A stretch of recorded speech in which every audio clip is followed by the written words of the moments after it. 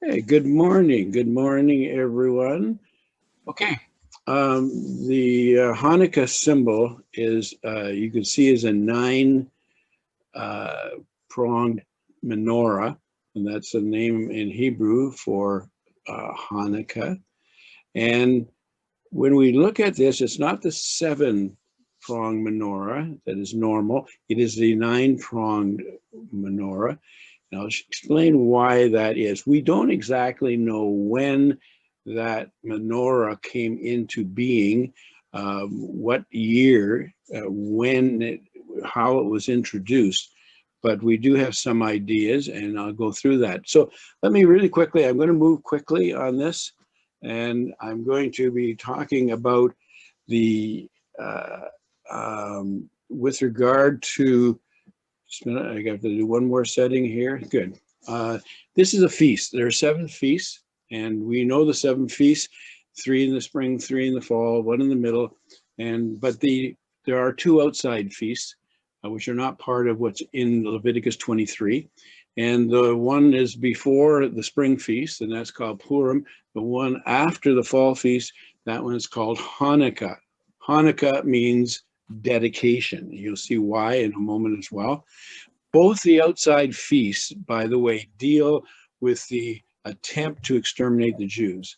Purim, which is Esther, story of Esther, and written in the book of Esther, and you'll see that they were trying to bring the Jews physically to exterminate them through Haman, the plot of Haman. But this one that we're looking at now, this one for Hanukkah, it's based on trying to wipe out the Jewish faith, wipe out the Jewish practices, wipe out the Jewish, uh, uh, the total identity, uh, but not particularly the people themselves, but trying to bring the Jewish people to actually become, we'll hear, Greek, to become pagan, to become acting just like the Gentiles. So when I look at this, as we walk through, I want to just say it's all about Hanukkah. And today is Thursday, December the 3rd. Can you believe it? December the 3rd already. And a big question that often comes up is, did Yeshua observe Hanukkah? Well, yes, he did. And in John 10, verses 22 to 24, we read, now it was the feast of dedication, Hanukkah, in Jerusalem, and it was winter. And that makes it, pretty sure that he's talking about Hanukkah, we call it Feast of Dedication, and it was winter. And that would be at the right time. We're in the winter season now for Israel. And normally Hanukkah is in the last of November into December, sometimes even closer to the end of December. And it says, and Jesus walked in the temple in Solomon's porch. So Jesus, Yeshua, was right there in the temple. So that would make it almost for sure that he would be celebrating and practicing this feast, because it was a time of celebration. And then the Jews surrounded him and said to him, how long do you keep us in doubt? If you are the Christ, tell us plainly. That's an interesting statement that they made, and we can go on. We won't be talking about that, but again, I just want to just focus on the Feast of Dedication in Jerusalem.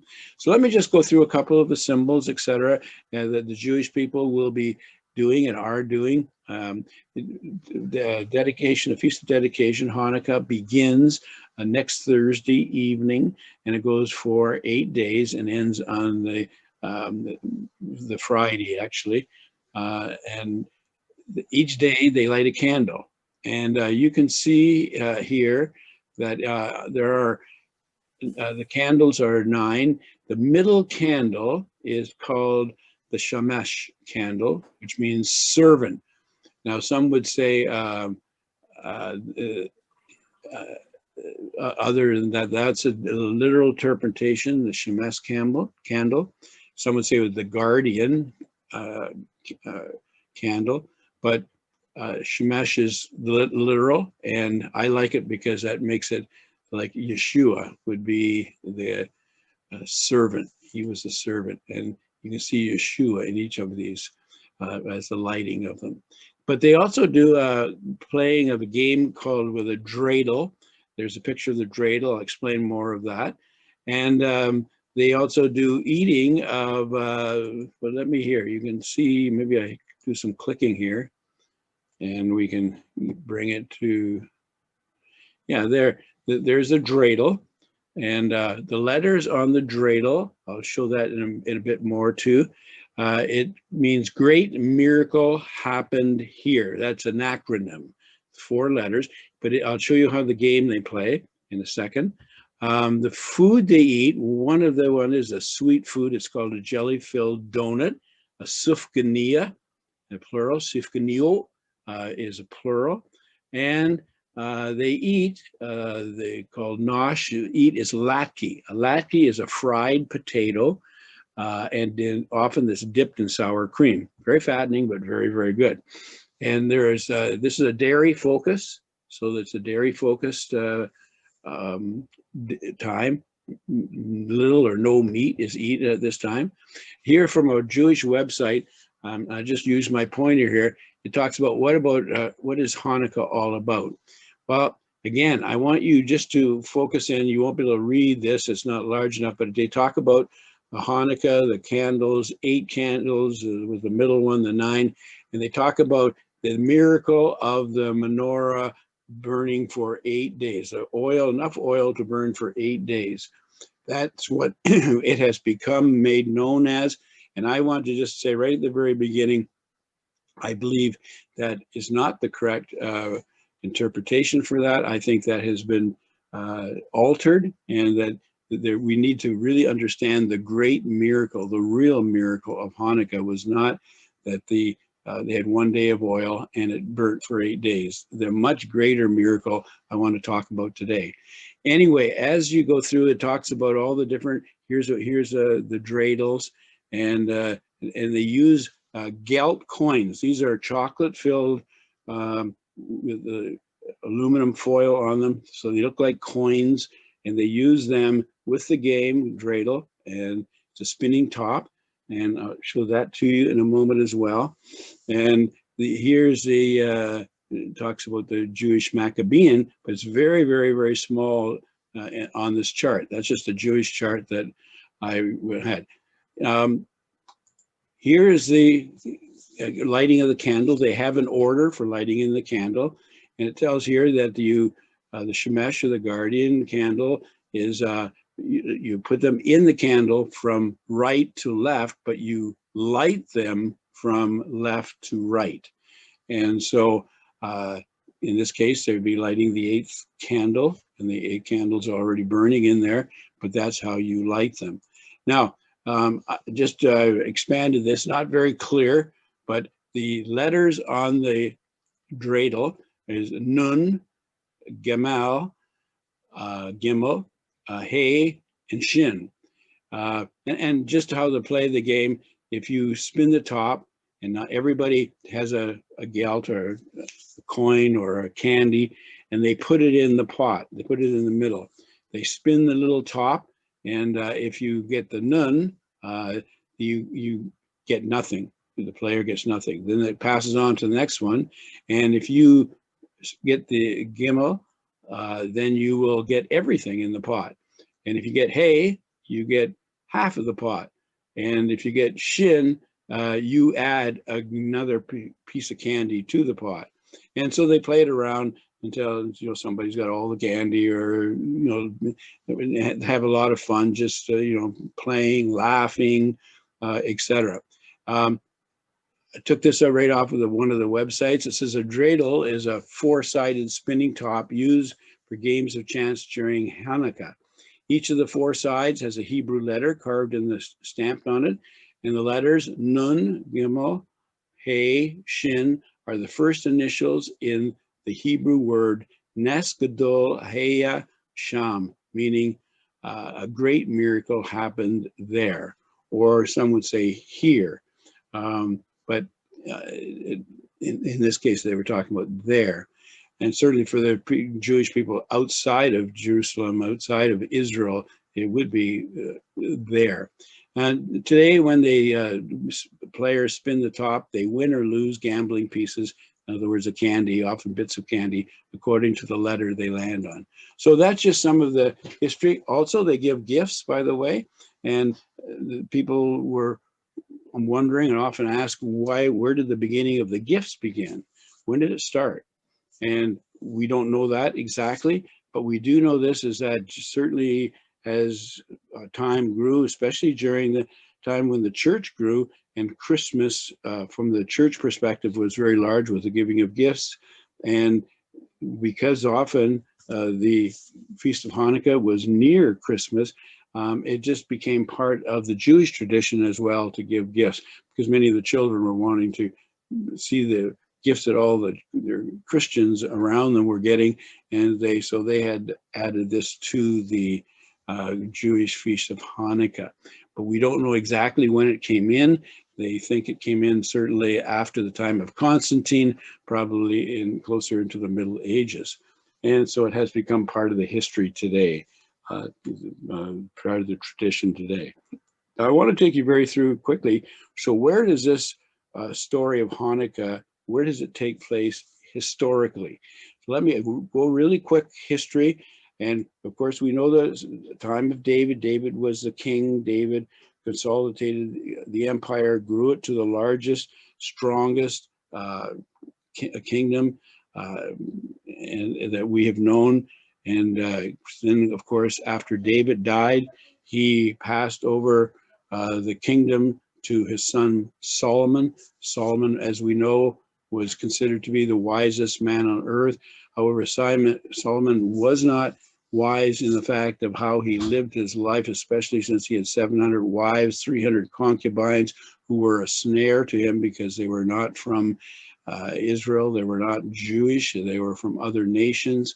And because of that, after he died, the kingdom was divided. And we had the 10 tribes to the north called Israel, the 2 tribes to the south called Judah, which was Judah and Benjamin. And we, throughout the book of Kings and Chronicles, we read about the different kings. And most of the kings in the northern tribes were evil. Most of the kings in the southern tribe were good, but not all. And so as a result, the idolatry and pagan practices just filled what we would know as Israel. And so God sent prophets to warn them, and he then sent punishment for the disobedience. And so the first wave of punishment, if you will, was, as we understand it, is the Assyrians attacked. Now, the Assyrians were a very brutal people, and they attacked the 10 tribes to the north. That would be called Israel at the time.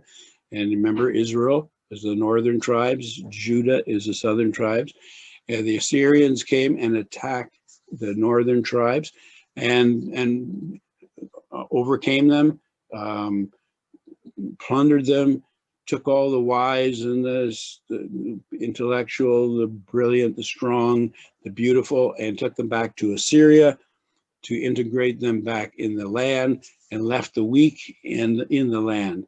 And now they meant to take as well Judah, the 2 southern tribes where Jerusalem was located and the temple. However, do you remember the story of Hezekiah? Hezekiah, when he understood that the Assyrians were coming next to attack, his advisor said, give in, give gold, give the temple gold, give whatever they want from the temple, let's appease them.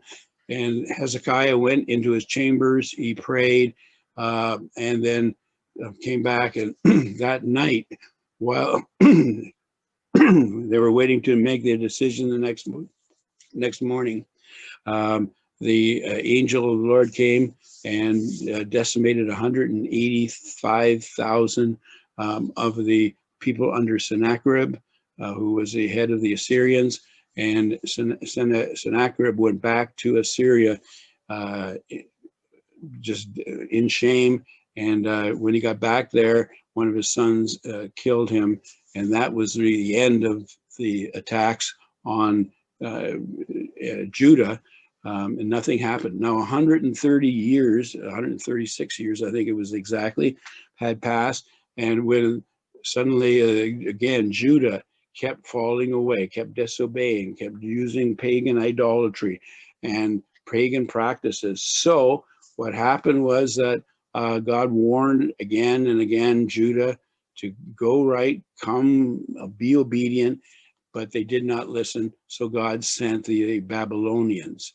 And so when the Babylonians came, they attacked Judea and the true tribes, and they attacked Jerusalem, and they destroyed the temple.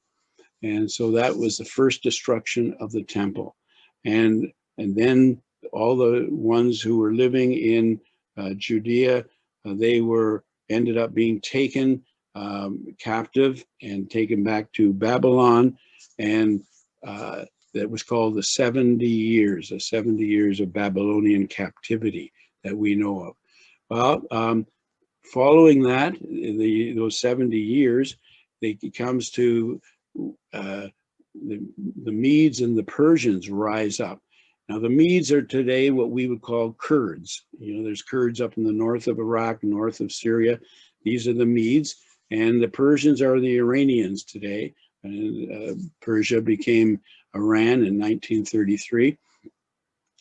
But the Medes and the Persians rose up, and they worked together. Persians eventually became the stronger ones. And by the way, at this time is when we see in biblical history where Cyrus, he was a Persian. Cyrus was the one that commissioned the Jews to go back and start rebuilding in the land and rebuilding the temple, rebuilding the walls. And so we have the story of people like Ezra, Zerubbabel, and Nehemiah.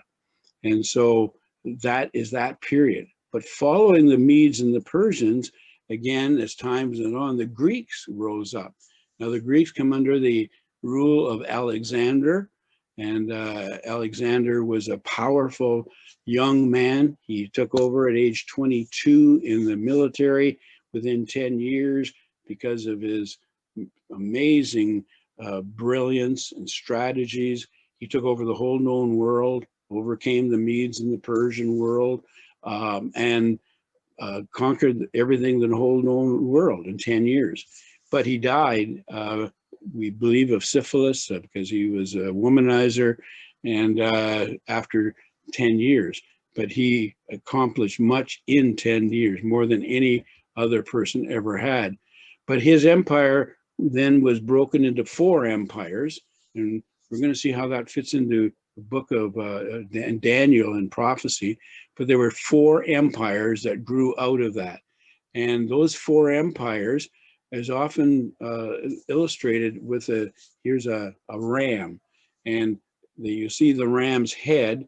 You see here, it says Alexander the Great. And sometimes Alexander the Great, the empire that he has is the ram. And the out of that were 4 horns. These are the 4 nations. And the ones we're going to be dealing with today is Seleucus and Ptolemy. Ptolemy is down in Egypt way. Seleucus is the area of Syria and beyond. I'll show you a map in a moment. Lysimachus and Cassandra. So here's a map here that shows it perhaps more clearly.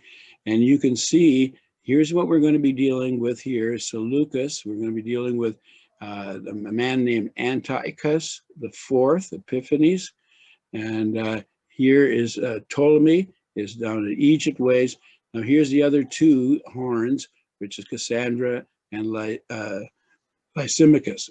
And so let me just go on back here. And following this time when the Antiochus Epiphanes IV, he was the one that rises up and he takes over, he attacks Egypt, but he takes over that whole area in the Maccabean revolt. So what we're talking about today with Hanukkah took place right when the 4 empires were formed and what happened from there. Now, following that, just historically, is in 67 BC, we have the Romans come in, and the Maccabees, when they revolted, and there was a period of time, 97 years, almost 100 years, where they were free. The Jewish people were free from the Babylonian captivity, right until the time of 1948. The Jewish people only had that 97 years of freedom, and that's the time we're looking at for Hanukkah and the events that led up to it. So that's just a historical part. So again, I just want you to take a look and see that here is the Daniel 8 talks about this ram and the horns. And so we come to the story of the man who really orchestrated to make this feast of Hanukkah become what it is. And his name is Antiochus Epiphanes IV. By the way, Antiochus is not his real name. That's what he took. Epiphanes is not his real name. That's what he demanded people call him. Epiphanes means God manifest. And he was the fourth son. That's the only part of his name that's actually genuine. Here's a statue of him. And so let me tell you about Antiochus Epiphanes IV. Antiochus the first, that was his father. Antiochus the first was the one who was one of the four of the ones appointed when Alexander died. But when Antiochus dies, his brother becomes the king, the eldest son. But someone who wanted to take over that position murdered Antiochus II, and because of that, he took over. But then Antiochus IV, the fourth son, he killed the murderer and became the king in 175 BC. So that's how Antiochus IV took over the rulership. Now, when he did this, he was a brutal man, a terrible tyrant, brutal in many, many ways. And but some of the Jewish leaders, remember when I showed the map, that whole area of the Seleucids, embraced not only, I should go back to that just for a second, just to show you that map very, very quickly. There, you can see this map. It includes from Egypt. It concludes all up in here is Israel and Lebanon, and all along in here in part of Jordan. And the Seleucid Empire is adjacent to it. So Israel was really under Egyptian control. However, we will see that Antiochus, he is going to want to take over that. Now, here he comes. When the Jewish people understand that he has become the ruler, they go to him and want to make a covenant with him. This shows basically that there were people in the Jewish community in Israel at that time who were turning from their faith. They had moved away from their faith. They were not following it fully, and they were willing to become Greek. They were willing to become pagan in their customs, and they wanted peace. They were willing to do that. They were willing to make a covenant, which was very interesting. However, Ptolemy, he was the ruler of Egypt, and he wanted to expand his authority in 170 BC. And so Antiochus says, no way, you're not taking any more of my property or my territory. He invades and defeats Ptolemy, but spares his life. And it's very interesting, he spares his life, and then Ptolemy, it was Ptolemy the Sixth that he spared, and Ptolemy VII, his brother, they link up after Antiochus leaves, and you'll see what happens. But when Antiochus comes back from that first attack on Egypt, he goes through Israel, and he plunders the sanctuary and the temple.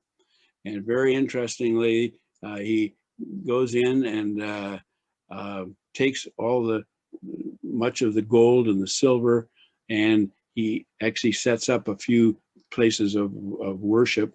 But then he goes back to his Syria in that area, but 2 years later, Antiochus come back and he taxed Ptolemy again, because Ptolemy has linked up with his brother, and now we're threatening to become stronger. And so Antiochus says, okay, I'll take care of it this time once and for all.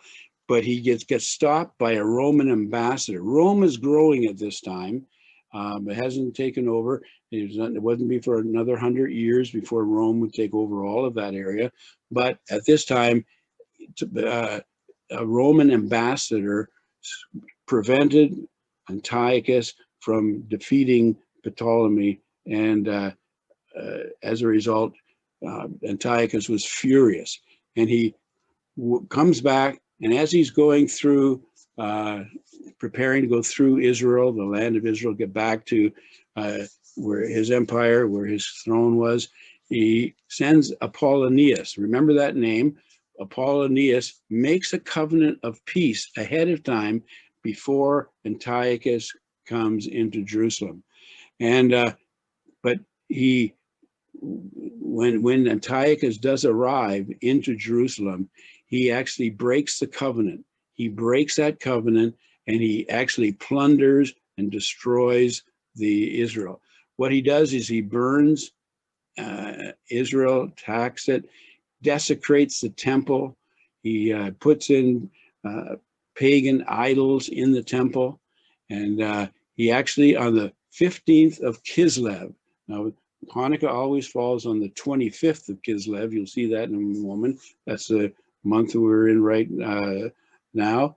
And so he puts the idol of Zeus into the Holy of Holies.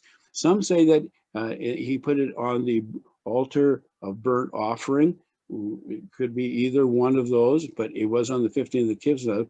But one thing we do know for sure, 10 days later, on the Kislev 25, he put sacrificed a pig on the altar of burnt offering. This was called the Great Desecration. And we're going to come back to that. Remember that word again. And then he put a death penalty for all who practice any Jewish observance. If you practice the feast, if Shabbat, any of the observances whatsoever, there's a death penalty.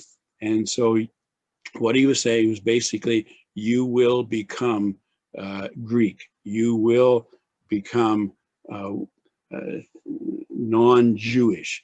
And he also demanded to be worshipped. That's where the epiphanies came in.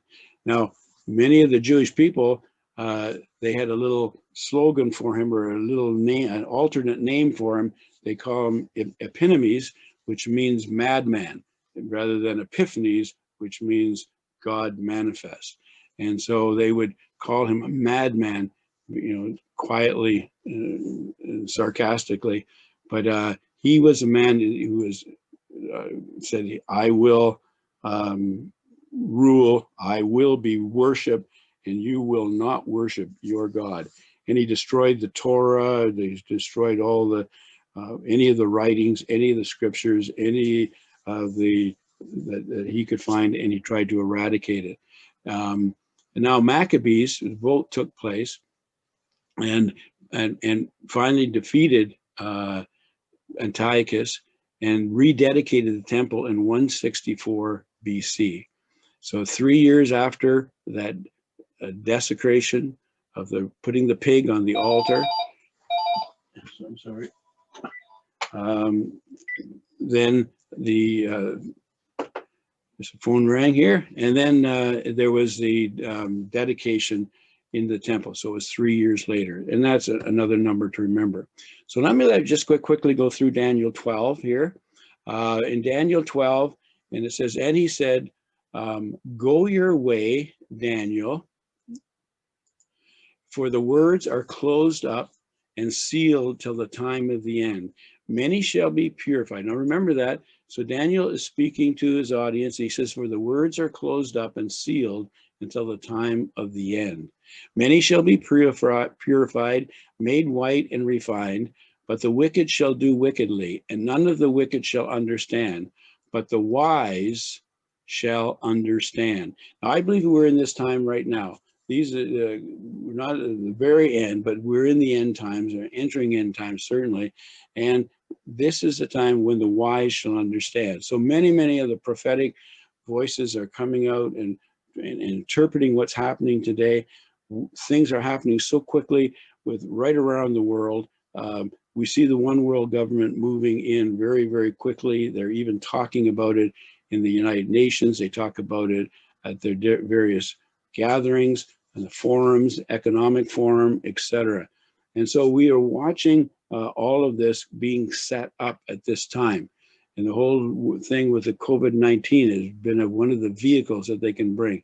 And we have the mandatory maskings in places. We talking about a mandatory vaccine being brought in. All of these things are part of the end times. And so Daniel 7 actually talks about some of this. But particularly I want to focus today on Daniel 7 and how it affects it with the whole area of Alexander and then Antiochus. Because it says in Daniel 7 verse 6, after this I looked, and there was another like a leopard, which had on its back 4 wings of a bird. Now we know, and scholars will say, this is referring to Alexander the Great, because he was called a leopard, because he moved so quickly. And again, the 4 wings on a bird, referring to the swiftness in which Alexander could move through and take whatever one he was attacking, whichever one he was plundering. And then it said, the beast also had 4 heads, and a dominion was given to it. Then he says, he shall speak pompous words. And now we're talking here about moving into Antiochus. He shall speak pompous words against the Most High, and shall persecute the saints of the Most High, and shall intend to change the times and the law. And that's what he was doing. He was changing the law, eradicating the law, changing the times. And it says, then the saint, whoops, Daisy, you can go back here. And then the saints shall be given into his hands for a time, and times and a half. And that's a 3-year period. And so you see that is a 3-year period from which Antiochus did tell the liberation under Maccabees. Now, Daniel 8 also says, therefore the male goat, and again, many would say the male goat is referring to the Greek kingdom, the Greek empire, grew and was very great. But when he had become strong, the large horn was broken. That was referring to, they believe, as Alexander's death. And then it says, and in place of it, 4 notable ones came up. And that's the 4 horns. That's the 4 empires that came out of Alexander after he died, and toward the winds of heaven. Now, this is amazing. Remember, Daniel wrote these words 500 years before the time of Alexander the Great. So these are the prophecies are right on. And it goes on in verse 9 and 10 of Daniel 8. And out of one of them came a little horn.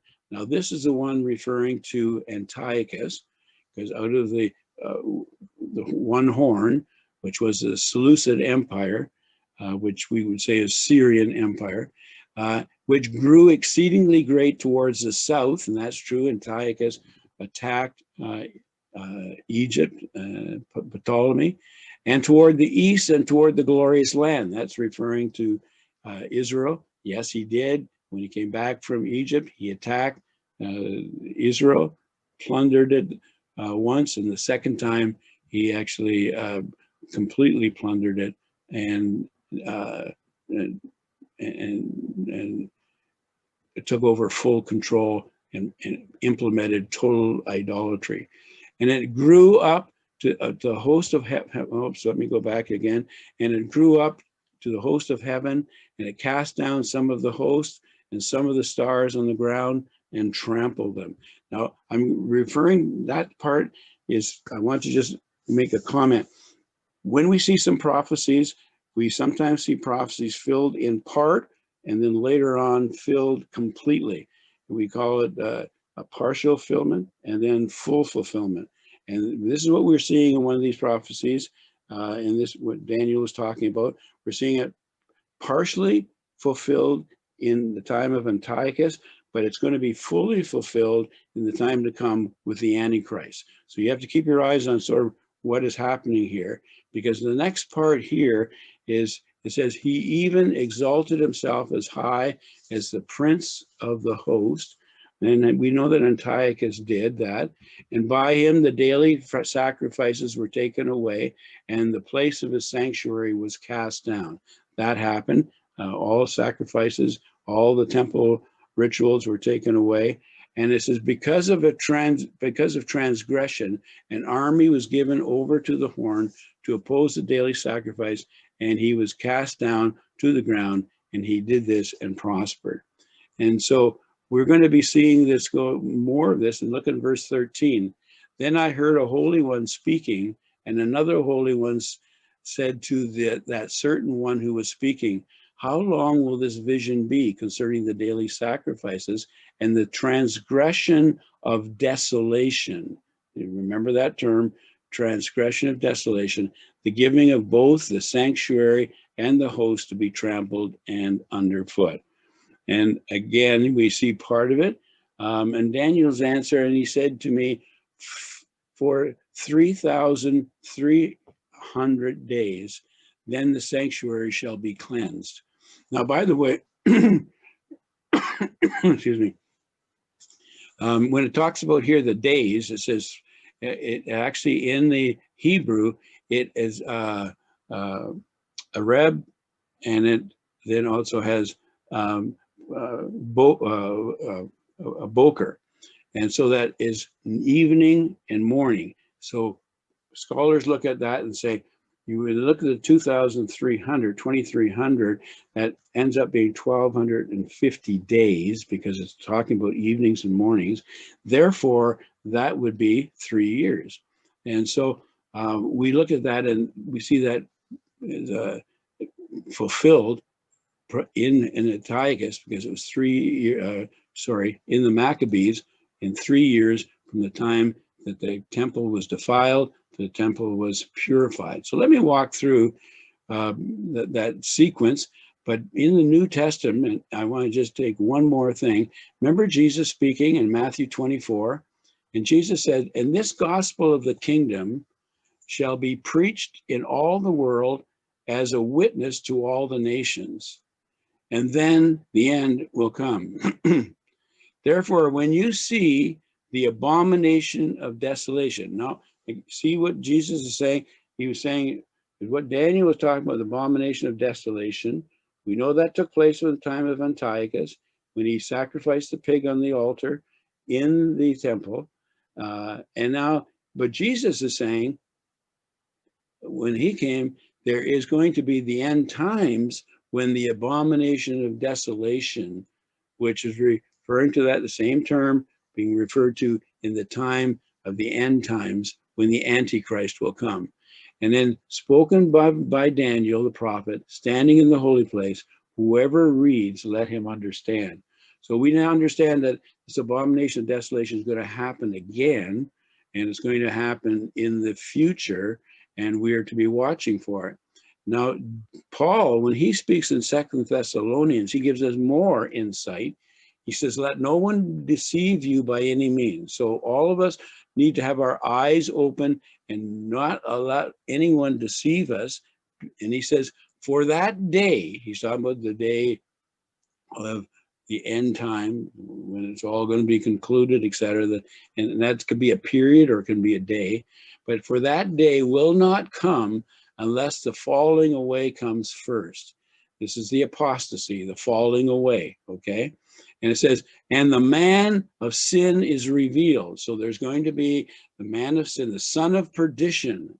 We know that that's going to be the Antichrist, who opposes and exalts himself above all that is called God, and that is worship. That's the same thing that Antiochus Epiphanes IV did, but this is not going to be referring to him. It's referring to the Antichrist, so that he sits as God in the temple of God, showing himself that he is God. And so again, he does the same thing, and he shows himself. He claims to be God. So again, I just want to go through the story of Maccabees. Now, I'm going to go through this as quickly as possible, but I wanted to show you something that it's really important, I believe, to understand, is that the miracle that takes place at Hanukkah is really based on this story. This is written and recorded in the book of Maccabees, first Maccabees particularly, and a bit in the second Maccabees. It's not part of the Bible that we follow. It's not part of the Jewish Bible, the Tanakh or Torah, but it is involved in the Apocrypha in the Catholic Bible. They include the book of Maccabees, the first and second Maccabees. And in this Maccabees, although we may not consider it to be anointed and inspired, it is a historical book, and it walks through the story of the Maccabees. So let me just talk about Maccabees. First of all, when Antiochus goes ahead and desecrates, sets up gymnasiums all over Jerusalem, gymnasiums where they practiced sex and did exercises, and they were naked, and it was just a place of just idolatry, and it was just an affront to God. And when they set all of these altars up everywhere, when they had desecrated the temple, Mattathias was in the priestly line, and he had 5 sons, and he was just appalled by this whole thing. When he heard what was happening, he did not live in Jerusalem. He lived in Modian. He lived down closer to Tel Aviv area. But when he heard it, he says, why was I born to see this? The ruin of my people, the ruin of the holy city, and to dwell there when it was given over to the enemy, the sanctuary given over to aliens. Why should we live any longer? And Mattathias and his son rent their clothes, put on sackcloth, and mourn greatly. So he was really upset. I mean, he really took it seriously. Now, Mattathias was invited because he was a leader. He was known to be a leader. And so the Antiochus Epiphanes IV, he asked that get him involved in bringing the Jews together to join in getting rid of their faith, becoming Greek, becoming pagan, help him, get him to lead us. Well, Mattathias would have nothing to do with it. And Mattathias answered and said in a loud voice, even if all the nations that live under the rule of the king obey him and have chosen to do this, his commandments, departing each one from the religion of the fathers, yet I and my sons and my brothers will live by the covenant of our fathers. So Mattathias was saying, no way, it's not going to happen. I will not do it, even if everybody else does. And then he goes on to say, far be it from us to desert the law and the ordinances. We will not obey the king's words by turning aside from our religion to the right hand or to the left. So again, here is something we are all going to have to face. We're all going to have to come to a place, I believe, in the future is where we're going to have to stand. And as the world, some of the systems begin to come in and turn, asking, demanding conformity from us, we're going to have to make a stand with our faith as well. Now, what happened then was there was a meeting that was called by a Syrian official from Antiochus, and Mattathias came as well, was invited to come. Mattathias already made up his mind he was not going to follow, but the other Jew, who was another leader, well respected, he bought in to the offer, and he was willing to compromise. he went and sacrificed on an altar, not in the temple, on an altar, a pig. And when he did that, Mattathias went ballistic.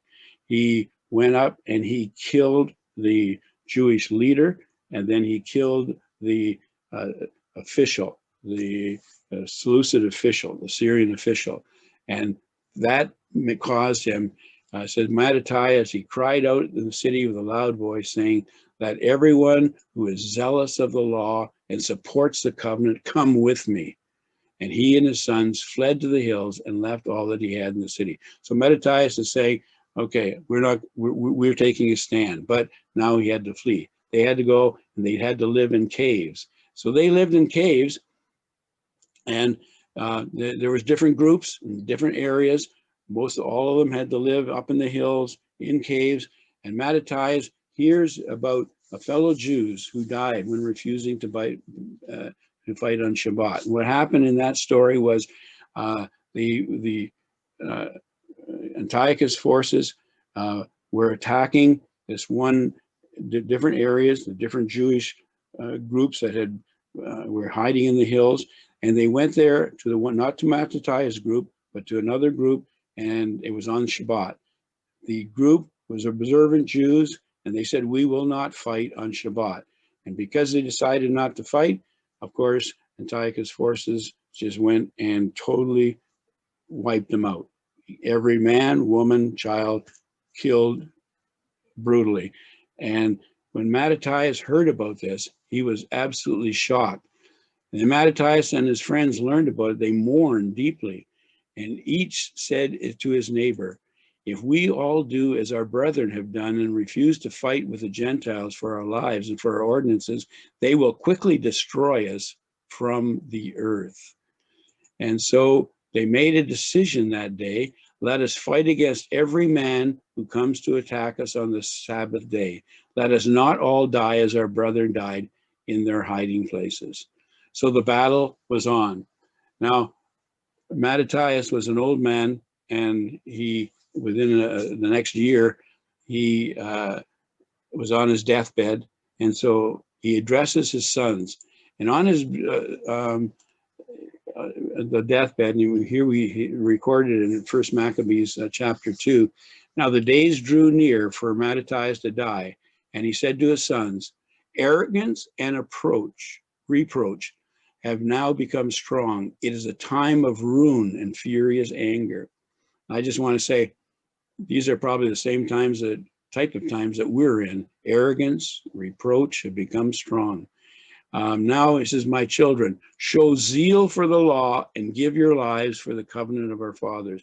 And I would just say, perhaps this is a good word for us. This is a time for us when we need to show zeal for the word of God and to give your lives for the covenant that Jesus has made for us, the new covenant, and for those who have preceded us. Probably you could apply that directly as I just did. And it goes on. He says, "Remember the deeds of the fathers, which they did in their generations, and receive great honor and an everlasting name." And now he's going to go through a whole bunch of names here. He's going to be appealing to the people. He's going to appeal to the fathers for the of the faith. And he says, "Was not Abraham found faithful when tested, and it was reckoned to him as righteous?" And then he goes to Joseph. "And Joseph, in the time of his distress, kept the commandment and became the Lord of Egypt." And Phineas. Now, Phineas was a priest, remember? And so Mattathias was of the line of Phineas, by the way. He says, "Phineas, our father, because he was deeply zealous, received the covenant of the everlasting priesthood." And he talks about Joshua, because he fulfilled the command, became a judge in Israel. Caleb, because he testified in the assembly and received an inheritance in the land. David, because he was merciful, inherited the throne of the kingdom forever. Elijah, because of great zeal for the law, was taken up into heaven. Hananiah, Azariah, and Mishael. Now, you maybe not recognize those names. That's Shadrach, Meshach, and Abednego. Believed and were saved from the flame. And Daniel, because of his innocence, was delivered from the mouth of the lions. and so observed from generation to generation that none who put their trust in him will lack strength. So again, for us, do we believe that the same thing? If we put our trust in him, will we lack strength? He goes on, do not fear the words of a sinner, for his splendor will turn into dung and worms. Today he will be exalted, but tomorrow he will not be found, because he has returned to dust, and his plans will perish. My children, be courageous and grow strong in the law, for by it you will gain honor. I would say in modern days is be courageous, grow strong in the word, for by it you will gain honor. So we have choices to make as well. Now, when he dies, Judas Maccabees. Now, Judas was his name. Maccabee means hammer, and so he became the hammer. The oldest son was given to be the father of the Maccabees, but Judas was called by the father to be the one to be the enforcer, the hammer. Now, the first person that Judas Maccabees is going to face with his team, a small team of men, was Apollonius. Remember, Apollonius was the one that went ahead of Antiochus to set up a peace covenant that Antiochus broke. Well, Apollonius gathers an army from Samaria, which is just the north of Israel. He gathers an army, not from the forces of Antiochus, but from Samaria. And Judas met him and defeated him. Now, Apollonius was known. He has a huge sword. Swords are very rare. Armor is very rare, especially in the area of Israel. But he takes the sword, and for all the battles, Judas will use the sword of Apollonius. It was huge sword, I understand, and it was one that was a symbol just of strength. And so, but he defeated Apollonius. Well, Saron was sent directly by Antiochus after Apollonius was defeated. Saron, who was wanting to make a name for himself, he was a commander in the Syrian army, and he went to Antiochus, and Antiochus said, go and take care of this Judas Maccabees, whoever he is, and just defeat him. We want him out of the way. And so he gathers his troops, a Syrian army at Beth Horon, and Judas addresses his men. Judas realized at the time he is tremendously outnumbered. And then he goes to his men and he says, it's not in the size of the army that victory in battle depends. But listen to this, but strength comes from heaven. They come against us in great pride and lawlessness to destroy us and our wives and our children, to despoil us. But we fight it for our lives and our laws. He himself, referring to God himself will crush them before us. And as for you, do not be afraid of them. Again, look at how Judas is just depending totally on the Lord. Well, he goes against Saron, and Saron is totally crushed by the men. 800 of them fell. The army flees to Gaza. And suddenly now Judas is becoming known, and there was terror in the land. By the way, it's recorded that when he fought Saron, the terror of the Lord filled the men of Saron, and Judas won a battle easily because of that terror that filled the enemy. And so now Saron, of course, after his defeat, Antiochus gathers a huge army. He says, okay, we are going to take care of this situation.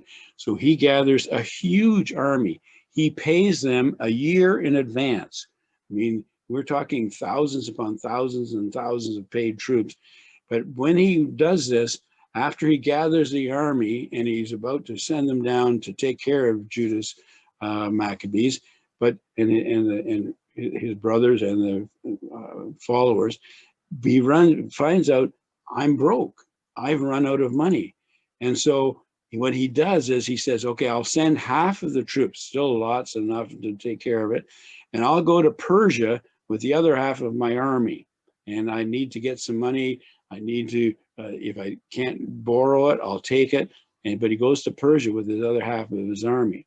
He turns over the one half to go down to take care of Judas to Lysias. Lysias is given half of the army to attack Judas. He's commanded to destroy Israel. He's even given elephants. Now, elephants were a terrifying part of an army, because you not only have your infantry, you have your cavalry, but you have these elephants going through, and the elephants, just tromp on everything and cause people who are trying to defend themselves to flee when the elephants come through, because they're just so huge and terrifying. But he chooses 3 men. Ptolemy, not the one from Egypt, but this is another Ptolemy, Assyrian, Nicanor, and Gorgias. These are the 3 generals that he chooses. He has 40,000 infantry, listen to these numbers, and 7,000 cavalry. 40,000 infantry, 7,000 cavalry. Cavalry means that they have horses. Infantry means that they have weaponry. And he sends them. Lysias goes to the plains of Emmaus. Emmaus, you remember from the story of New Testament, 2 men on the road to Emmaus when Jesus met them just outside, near Jerusalem. And so they go to the plains of Emmaus, and Judas and his men prepare for battle. Now, Judas realizes that this is a huge battle, and he goes to Mitzvah and to pray, to fast, and repent. Now, Mitzvah is just outside of Jerusalem. Mitzvah was where Jacob, remember Jacob? He built an altar, and when Laban came and Jacob was leaving with his 2 wives, he leaves there and goes to Mitzvah to pray and to fast and to repent. And while he's there, he meets, and he says, so they assembled and went to Mitzvah, opposite to Jerusalem, because Israel formerly had a place of prayer in Mitzvah. And they fasted there, put on sackcloth, sprinkled ashes on their heads, and rent their clothes. And they opened the book of the law to inquire into those matters about the Gentiles who were consulting with the image of their idols. They also brought their garments in the priesthood and the first fruits of the tithe, and they stirred up the Nazarites who had completed their days of fasting. So this was a time of just prayer and fasting and getting right with the Lord. Now, Judas cries out in that minute, how will we be able to withstand them if thou dost not help us? That's the main cry. So you see, he's turning to the Lord, saying, we're totally dependent on you. And then they sounded the trumpets and gave forth a shout. And after this, Judas appointed leaders of the people in charge of thousands and hundreds and fifties and tens. And he said to those who were building houses and who were betrothed, who was about to be married, who were planting vineyards, or who were faint-hearted, those were fearful, he says, you return home, according to the law. And then the army marched out and camped to the south of Emmaus. So he takes out his army. Now, there's not that many of them, you'll see in a moment. And Judas said, gird yourselves and be valiant. Be ready and early in the morning to fight with these Gentiles who've assembled against us to destroy us in our sanctuary. It is better for us to die in battle than to see the misfortunes of our nation and of the sanctuary. But as his will in heaven may be, so he will do. See the total confidence he has in the Lord. Now, Gorgias, he gathers 5,000 infantry and 1,000 selected cavalry to attack Judas by night. Now, this is amazing because remember, Lysias is he's in Emmaus, and Judas goes with his men to Emmaus, goes to Mitzvah first to pray. But Gorgias then, when they find out that Judas is in Mitzvah, he is sent out to do a night invasion and attack Judas at night and to defeat him before they have to go into the real battle. So he leads 5,000 infantry and 1,000 selected cavalry to attack.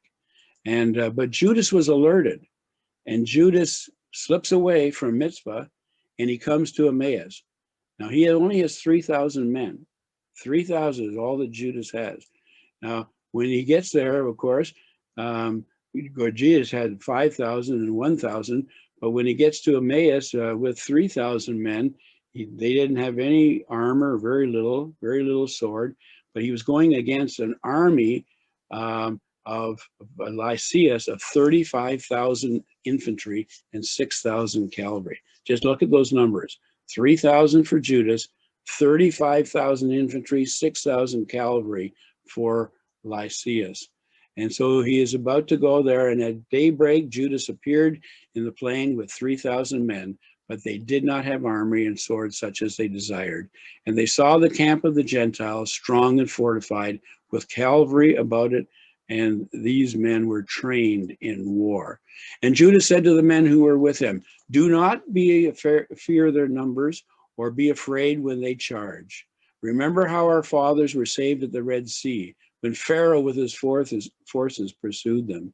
And now let us cry to heaven to see whether he will favor us and remember his covenant with our fathers and crush this army before us today. Then all the Gentiles will know that there is one who redeems and saves Israel." Notice the focus, total focus on the Lord's power. Why? So the Gentiles will know that there is one who redeems and saves Israel. That is pure. I love the purity that's in Judas at this time. His focus is totally right. So Judas attacks. Isn't this amazing? He doesn't wait to be attacked. He attacks. How? With shofars and boldness only. What does that remind you? Does it remind me of the time of Jehoshaphat, where they sent out their musicians ahead in war? The same thing happened as with Jehoshaphat. When Judas attacks with shofars and boldness, 3,000 of the enemies go into terror. They go into confusion, and Judas goes in, and their men kill 3,000, and all the rest flee. So those thousands and thousands of cavalry and infantry, they flee, and 3,000 are dead. Now Gorgias returns to Emmaus. Remember, he was on the night mission, went to Mitzvah, couldn't find Judas, came back. He comes back, he sees what's happened, and he's terrified. The terror of the Lord fills him, and he flees to Gaza. And so that was the end. So Lysias, by the way, next year, after he regroups, and again, Antiochus commissions Lysias to go the following year. This time, he sends 60,000 infantry and 5,000 cavalry at Beth Zur. I mean, these are crazy numbers. Judas has grown in number in that 1 year period, but he's now not 3,000, he's 10,000. But they're still against him 60,000 infantry and 5,000 cavalry. So they meet, and again, we read in the book of Maccabees, Judas saying, "Blessed art thou, O Savior of Israel, who didst crush the attack of the mighty warrior by the hand of thy servant David. And thou didst give the camp of the Philistines into the hands of Jonathan, the son of Saul, and of the man who carried his armor. So do thou him in this army by the hand of thy people Israel, and let them be ashamed of their troops and their cavalry." Again, total reliance on the Lord. Fill them with cowardice, he says. Melt the boldness of their strength. Let them tremble in their destruction. Strike them down with the sword of those who love thee. And let all who know the name, thy name, praise thee with hymns. Again, seeing the singing, the worshiping, rising up. That's the power of, even as we as Christians, the power of praise. It's a two-edged sword, it says in Psalm 149. Judas wins a great victory again. The terror of the Lord fills the enemy, and he wins a great victory. 5,000 enemy were killed, and they retreat back home. And at that time, they were totally afraid of the courage of of Judas's men. History books say that they were just amazed and appalled and could not believe how courageous Judas's men, and they just said the terror that filled them was so great. Now, immediately Judas Maccabee, he goes with his men and they clean the temple. They had to do a total cleansing. They had to rebuild a lot of the things there, but they dedicated the temple in 164. Let me just go back. I put this picture here. On Kislev 25, the rededication took place in 164 BC. Okay, remember the 25th of Kislev was the time when the desecration Antiochus had done 3 years before that, 167. And so Judas dedicates that temple to the Lord, and he offers sacrifices. Remember, he was from the priestly line. He was able to do that as the Torah directed. He dedicated with songs and harps and lutes and cymbals. The people fell on their face. They worshiped. They celebrated for 8 days. Remember the 8 days. Why 8 days? And we'll come back to that. Restored and redecorated the front of the temple. And it says in 1 Maccabees 4, then Judas and his brothers and all the assembly of Israel determined that every year at that season, the days of dedication of the altar should be observed with gladness and joy for 8 days, beginning with the 25th day of the month of Kislev. Kislev can be written with a K, but that's an 8-day feast. Now, the question, of course, is why the 8 days? That is very, very interesting.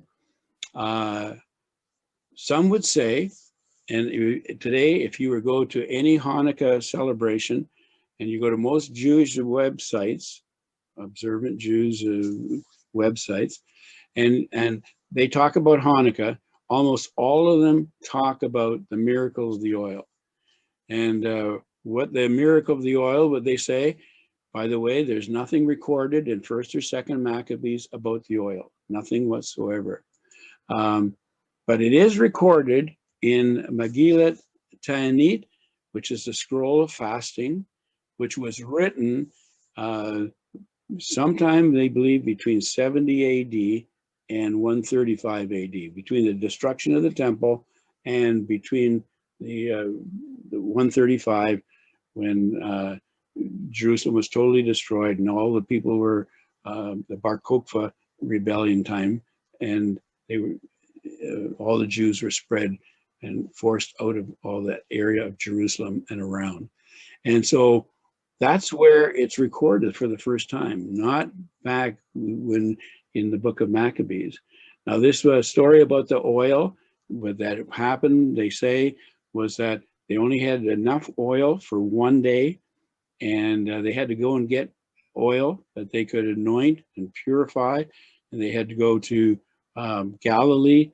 They would go to, it took them a time to travel there to Galilee, get the oil, and then put it in the lamps, in the menorah, and in the temple, and it took 8 days.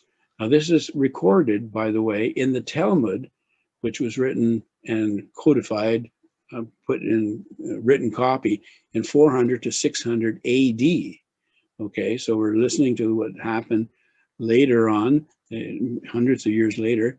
The Maccabean priesthood, however, becomes corrupt after a time, and a new order rises up in the Pharisees. So what happened here was, from the time of the Maccabean revolt, they purified the temple.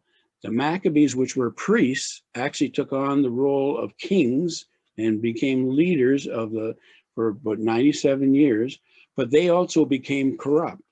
Now, there was a group that rose up who were called Pharisees. Remember the Pharisees? By the time of Jesus, they had also become corrupt. By the time here, after just the Maccabees' time, in 67 BC type of area, the Pharisees were the ones who were trying to protect the Torah, protect the purity of the law.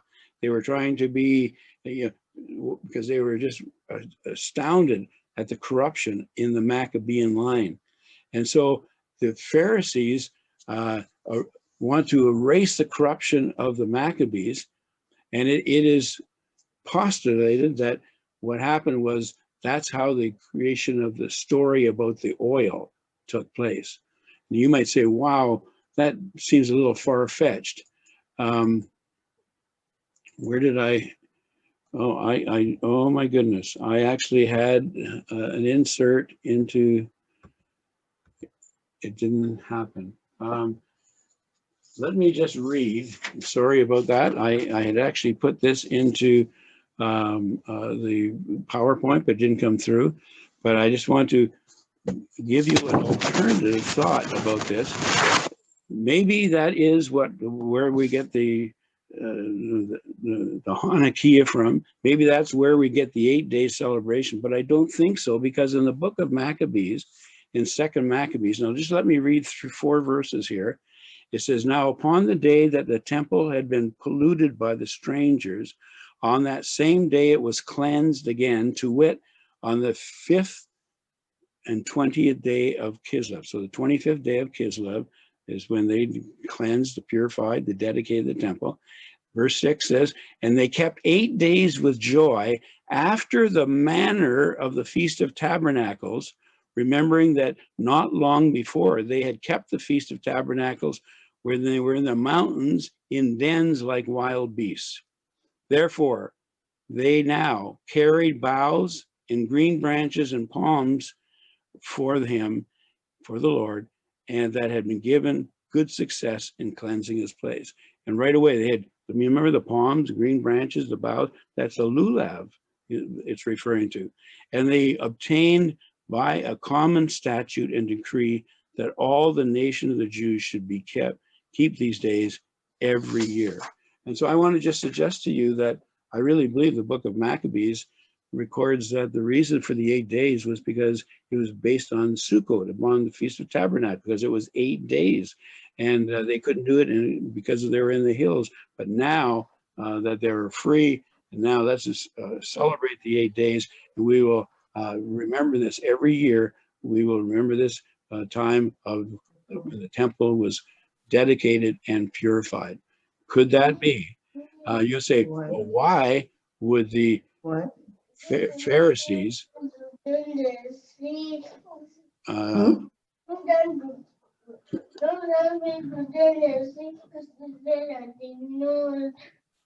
Sharisa, could you just someone's speaking? Yeah.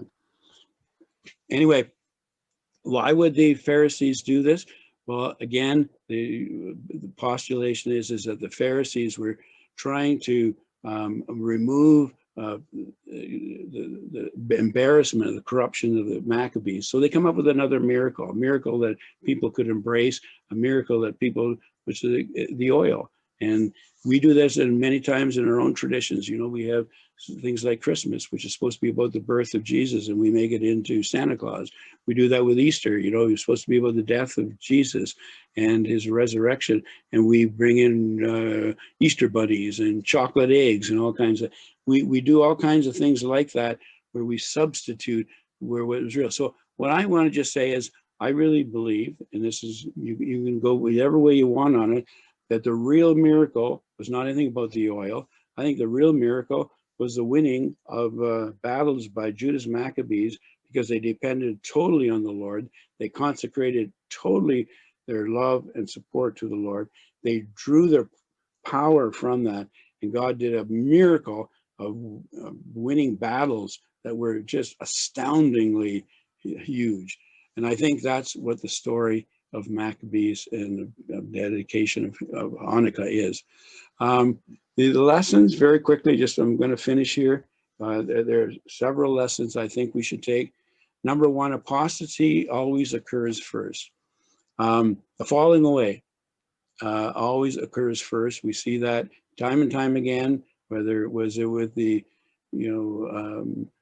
when the Assyrians attacked the northern tribes, and when it was the Babylonians attacked, there was a falling away first. The same thing here. Even when the Antiochus attacked, there was a falling away of the Jews first, and they were open to changing, and they embraced it. And then Antiochus, there's always a falling away first. And is that happening today? Apathy, indifference, lukewarmness in the church? You can answer that. I believe that is happening, and that has happened. World seduces the believers. In other words, the world, entices the believers to become more like the world. Instead of believers causing the world to become more like the Lord, it operates in the opposite way around. And then the world demands conformity.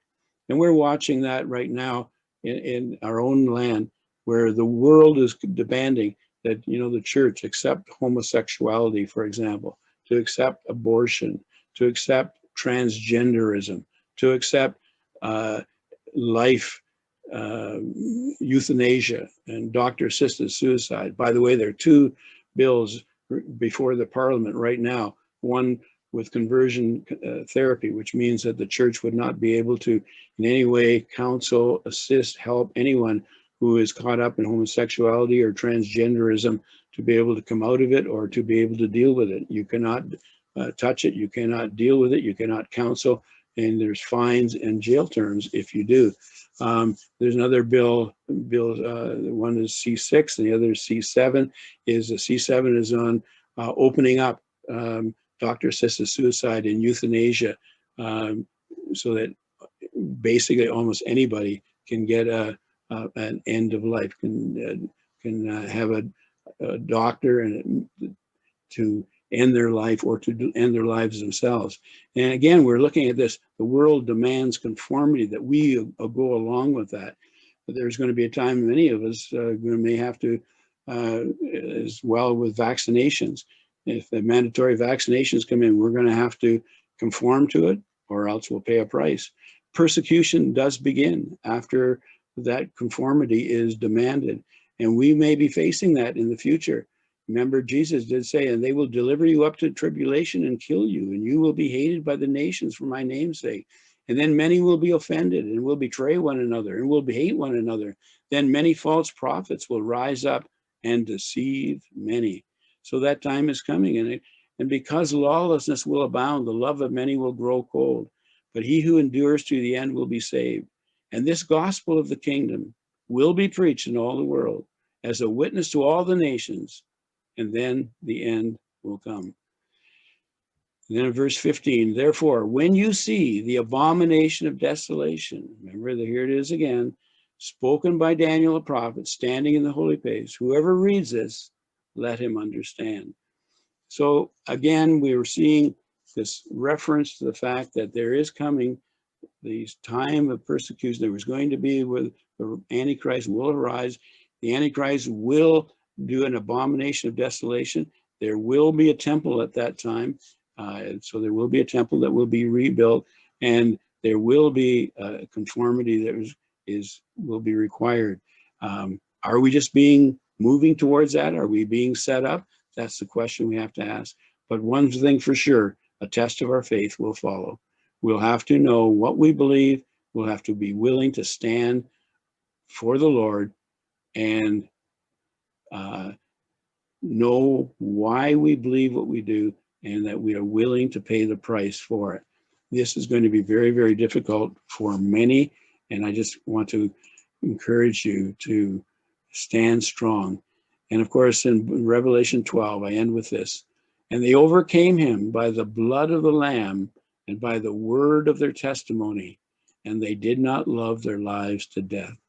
We very often quote this verse, and we love talking about overcoming by the blood of the Lamb and the word of the testimony, but we often don't include the last part, and they did not love their lives to death. We may have to pay that price, folks. We may have to pay that price. So I just end up with the whole story of Hanukkah. So Lord, thank you for the fact that you give us lessons and you give us teachings through your word, and we want to be ready And we want to be filled with your faith and filled with your courage and filled with your presence, filled with your word. And Lord, help us to be able to deal with the issues of our time. Lord, we know that you are bringing forth your plans, your purposes in the end times. We just want to be alert, ready. We do not want to be caught off guard. We want to be prepared, and we want to be ready for your return. So, Lord, we commit this time. Thank you for this time called Hanukkah. It does affect us as believers, and we commit ourselves anew to you this day. In Yeshua's name, amen and amen.